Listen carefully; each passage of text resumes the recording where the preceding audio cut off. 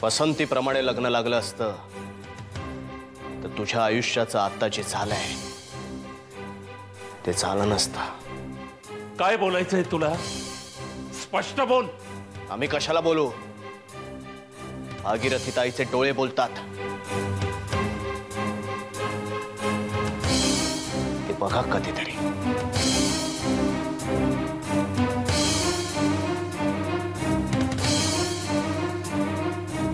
आम्ही अन्याय केलाय तुझ्यावर भागीरथी?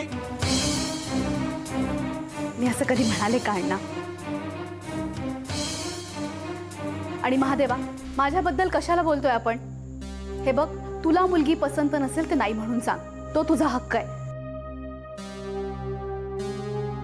पण म्हणून लांबून येणाऱ्या पाहुण्यांचा अपमान करू नकोस।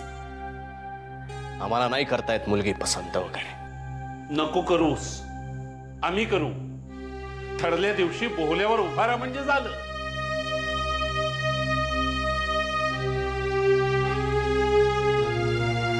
महादेवा, उद्या राहू आम्ही उपस्थित। पुढचं पुढे बघू।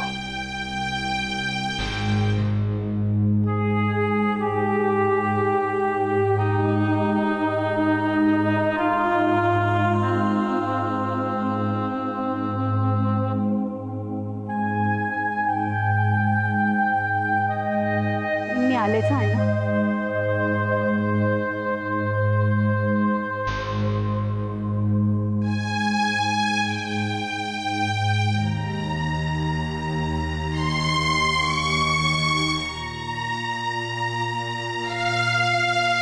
आम्हाला मुलगी पसंत आहे।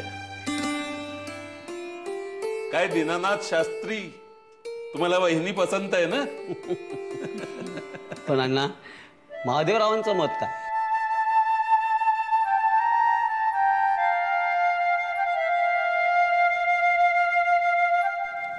महादेव कसा आला नाही अजून भागीरथी? येतोय। काय करतोय आत्ता यमी मावशी? धोंडा बोलावून आले। येतोय तो म्हणतोय, पण अजून स्वारी आतच आहे। मीच बघते। आला, ये महादेवा। हा आमचा महादेव।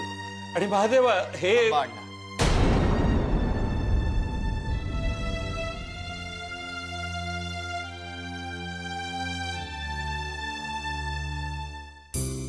आम्हाला तुमचा अपमान करायचा नाहीये,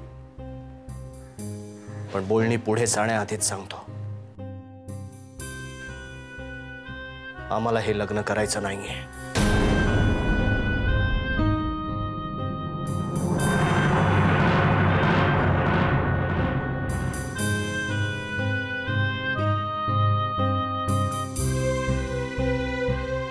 पण तुम्हाला मुलगी पसंत नाहीये का?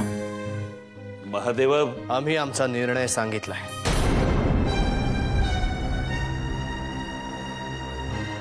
महादेव,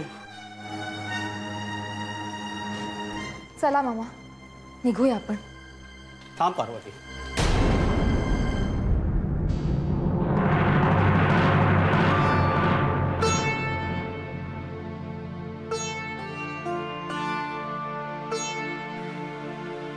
त्या व्यक्तीला आपण पाहतो आणि आपल्याला कोणीतरी अप्रत्यक्षपणे सांगतो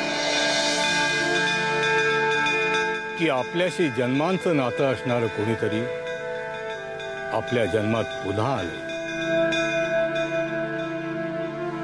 आणि मग त्या व्यक्तीसाठी असलेला आपला स्नेह वाढतो, ओढ वाढते। अण्णासाहेब, आमच्या हातून काही चुकलं का? मामा चला। थांबा।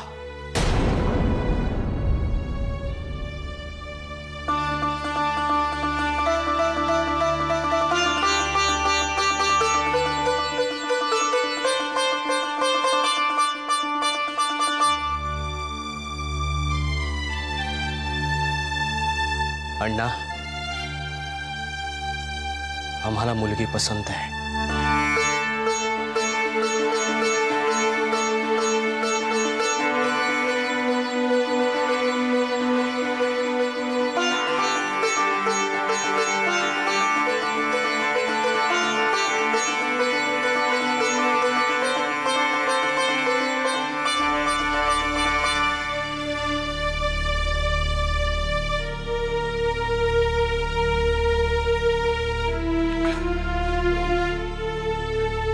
बसा बसा बसा.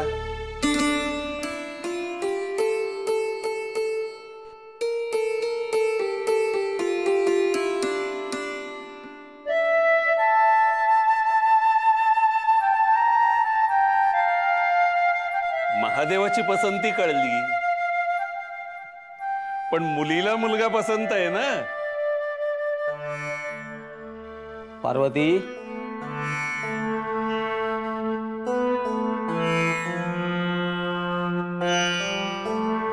अण्णा आता देण्या घेण्याचं काय? अहो, देण्या घेण्याचं कसलं घेऊन बसलात?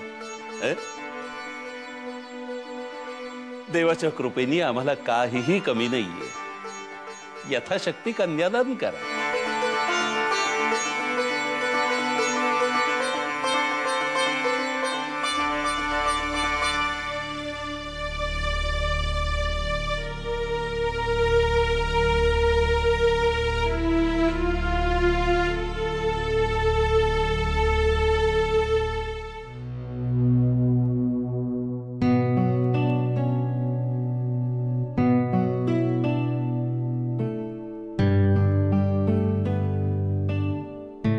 महादेव दादा,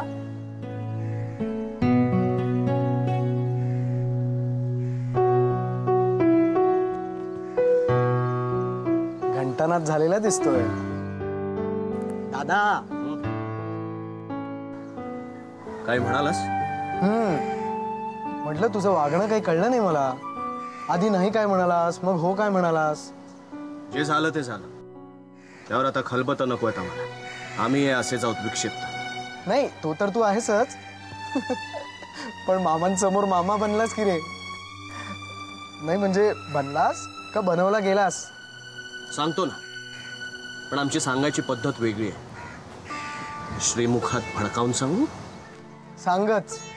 मग माझ्या वहिनीला नावच सांगतो तुझं.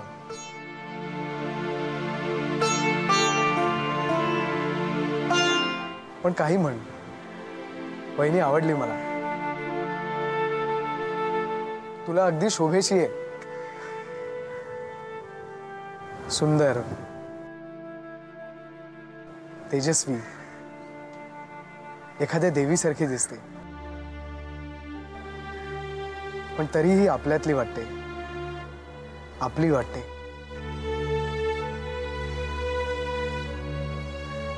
काय रे, कुठे हरवलास? खरं सांगू सदाशिव, आम्ही तिला कालच पाहिलं होतं. हो, देवळाच्या वाटेवर. आणि तू म्हणालास तसंच झालं. तो घंटानाथ, ती वीज चमकणं, तो गडगडाट,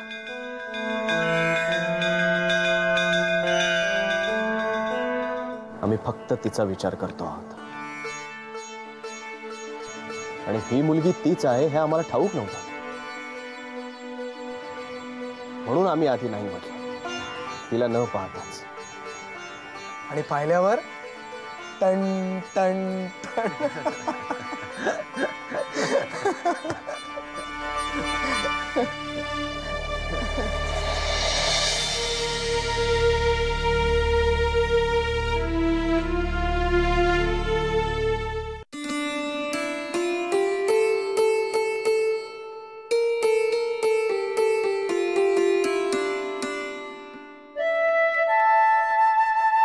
कसा वाटला आमचा वाडा? खूप छान आहे. आणि वाड्यातली माणसं? सासर आणि माहेर यात काही फरक असतो का, असा प्रश्न पडावा अशी आहे.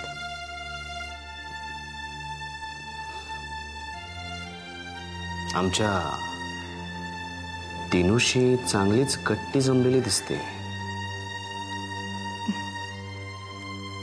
खूप गोड आहे तो. त्याच्याशी सूत जुळलं म्हणजे त्याच्या गोष्टींची, खेळांची आणि मुख्य म्हणजे त्याच्या प्रश्नांची सोय झाली. खरंच खूप गमतीदार प्रश्न असतात त्याचे. अच्छा, म्हणजे आपल्यालाही मनोरंजनाचं एक नवं साधन मिळालं.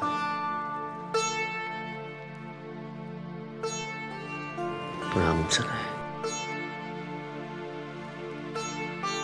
ईशा, तसंही मन जिंकण्यात फारच तरबेज आहेस तू.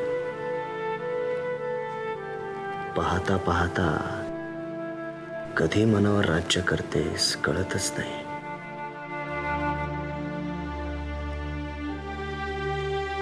हरवलेलं पैंजण शोधता शोधता आपली भेट झाली. तुला तुझं पैंजण मिळालं,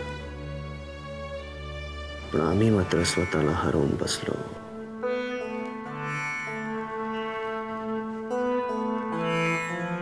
आपली भेट झालीच नसती तर? शक्यच नाही, कारण ती भेट आपण नव्हती ठरवली, त्याने ठरवली होती. आणि ती आपली पहिली भेट नव्हतीच मुळी. म्हणजे याआधी आपण भेटलोय. कधी? मागच्या जन्मात.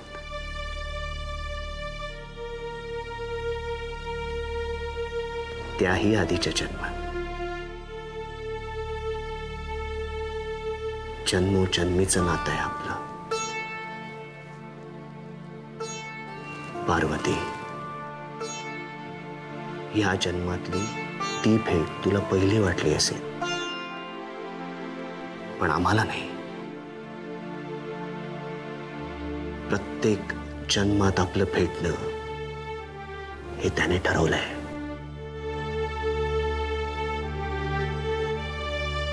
आणि समजा पुढच्या जन्मात तुमचं लग्न ठरल्यावर आपण भेटलो तर? तरी आम्ही तुझ्याशीच लग्न करू.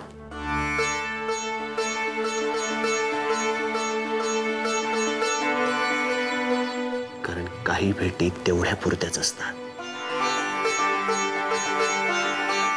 आणि काही जन्म जन्मांतरीच्या, जशी आपली.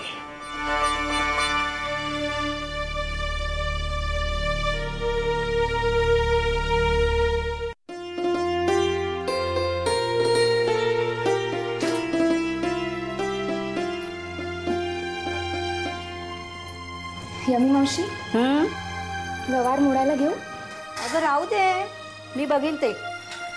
अहो पण लागणारच असेल ना. आली मोठी सुगरण. अगं काल लक्ष्मी म्हणून आलीस आणि आज एकदम स्वयंपाकघरात. राहू दे राहू दे. माझी आई म्हणायची, सून आधी स्वयंपाकघरात नांदायला हवी. हो बाई, अगं नान, पण सावकाशीनं. एवढी घाई कसली आहे? काय चाललंय? बरं झालं बाई तू आलीस. का ग? ये बघ, हिला बघ. काय झालं? आल्या आल्या एकदम स्वयंपाकघराचा ताबा घ्यायला निघाली. अगं यमी मावशी, सुगरणीला स्वयंपाकाची ओढ थांबवते होय. हो. आम्हाला सांगितलंय सगळं मामांनी. मी सुद्धा यमी मावशींच्या हातच्या स्वयंपाकाबद्दल खूप ऐकलंय. हो का? इकडे इकडे पाठीत धपाटा देऊ एक. एकदम आपली आल्यावर मला हरभऱ्याचं झाडावर चढवायला लागलीस. अहो नाही, खरंच. राहू दे राहू दे. काय ग महादेव, नीट बोलला ना ग तुझ्याशी? नाही म्हणजे तसा तो थोडा विक्षिप्त आहे, तिरसटासारखा बोलतो, पण आतून मात्र अगदी नारळासारखा आहे हो. स्वतःच फटकवेल आणि वर स्वतःच लेप लावून देईल. छान बोलतात. महादेव पावला ग बाई तुला. हो, पण पार्वती, या तुझ्या महादेवाला भटकायला जायची सवय आहे. सदान कदा कसला तरी शोध चालू असतो. पण आता कसं बाहेर जातो बघू ना. गोष्टीतल्या परीसारखी बायको मिळालीये. पार्वती तुला सांगते, वेसण घालून ठेव त्याला. घराचा उंबरठा ओलांडून देऊ नकोस. नाहीतर हातावर तुरी देऊन असा पळून जाईल ना की महिनोन महिने पत्ता लागणार नाही त्याचा.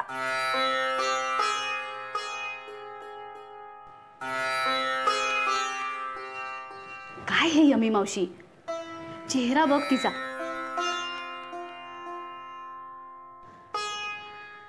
आता नाही जायचा ग तो कुठे, आणि जायला लागला ना तर मी बांधून ठेवीन त्याला. हो, लहानपणी अण्णा उखळाला बांधायचे, आता मी पदराला बांधून ठेवीन तुझ्या. पार्वती वहिनी, स्वयंपाकाचं बघू नंतर, आधी त्याला काय हवंय ते बघ जा. बर का यमी मावशी, आज दिनूचं पार्वती वहिनीशिवाय पान हलत नाहीये सकाळपासून.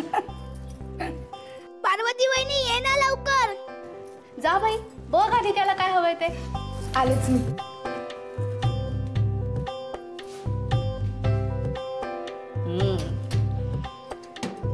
आज दिवे लागणीला महादेवला घरात थांबून ठेव आणि दोघांची मीठ मोऱ्याने दृष्ट काढ आधी. हो, काढते. पार्वती वहिनी, पार्वती वहिनी. काय रे दिनू? लवकर ये ना. दिनू, अरे काय केलंस तू? हसू नकोस ना. बरं बरं, नाही हसणार. हे इकडे ये.